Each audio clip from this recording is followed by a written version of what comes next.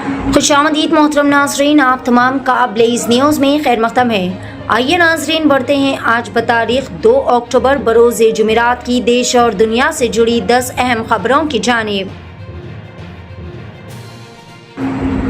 पाकिस्तानी फौज के बाद मुकामी ज़राए के मुताबिक मुजफ्फराबाद और PJK के दिगर इलाकों में पुरअमन मुजाहिरीन पर रेंजर्स ने फायरिंग की। मुजाहिरीन खुद मुख्तारी के चार्टर ऑफ डिमांड्स के हक में सड़कों पर निकले थे। ज़राए के मुताबिक गुज़िश्ता 3 दिनों के दौरान आधे दर्जन से ज़ायद अफराद जान की बाजी हार गए और कई सारे अफराद शदीद तौर पर ज़ख्मी हो गए। शहर हैदराबाद में डांडिया के एक हिंदू त्यौहार के दौरान बजरंग दल ने गैर हिंदू शुरका को पकड़ा। ये तकरीब एक हिंदू मजहबी त्यौहार थी और इसका इनेकाद हिंदू रिवायत के मुताबिक किया गया था। सवाल उठता है कि ऑर्गेनाइजर्स ने गैर हिंदुओं को शिरकत की इजाज़त क्यों दी। बाखबर ज़राए के मुताबिक अगर गैर हिंदू अफराद हिस्सा लेना चाहते हैं तो वो ख़ानदान के साथ हिंदू मंदिरों में जाकर घर वापसी कर सकते हैं और फिर त्यौहार में शामिल हो सकते हैं।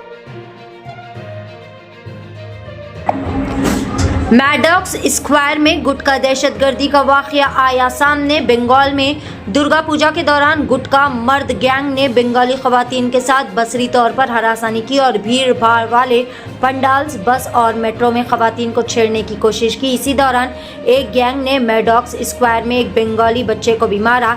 जब बंगाली शहरी एहतजाज करते हुए अपनी बात रखे तो इन पर इल्ज़ाम लगाया कि वो बांग्लादेशी है। ये वाक़या दुर्गा पूजा की खुशियों के दौरान शहरियों के तहफ़्फ़ुज़ और ख़वातीन की हिफाजत पर एक संजीदा सवाल खड़ा करता है।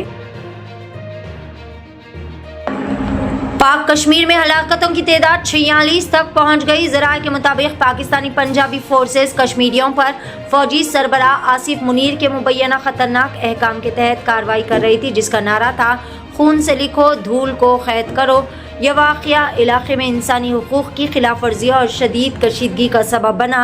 आलमी बर्दारी और मुकामी इंतज़ामिया ने फौरी तौर पर अमन व तहफ़्फ़ुज़ के लिए इक़दाम करने पर जोर दिया।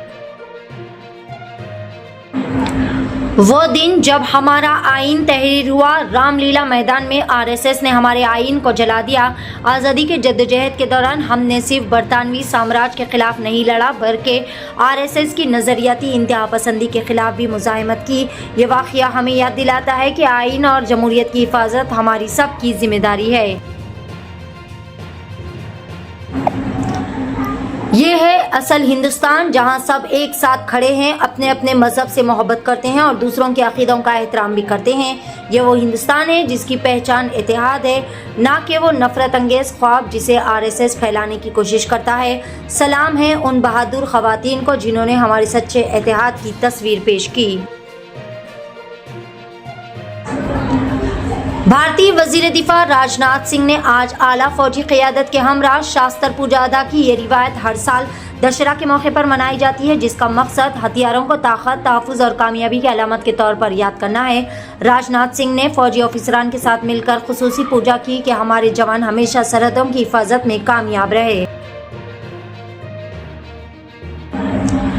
न्यूयॉर्क में अक़वाम मुत्तहिदा की जनरल असम्बली के इजलास मौके पर यहूदी बरादरी के एंटी जीनोसाइड्स कारकुन ने वज़ीर आज़म नेतन्याहू की तकरीर के ख़िलाफ़ एहतजाज में शमूलियत इख्तियार की। मुज़ाहिरीन ने दुनिया के सामने ये पैगाम दिया है कि इंसानी हुकूक़ और इंसान की जद्दोजहद किसी मज़हब या कौम की क़ैद से बालातर है। चीनी दफ्तर खारिजा ने कहा कि इजरायली वज़ीर आज़म बेंजामिन नेतन्याहू को अदालत में पेश किया जाना चाहिए और इंसाफ के तकाज़े पूरे किए जाने चाहिए। बेजिंग के मुताबिक अगर मज़कूरा कानूनी कार्रवाई ना हुई तो मशरिक़ी वस्ता में पायदार अमन का ख्वाब मुमकिन नहीं रहेगा।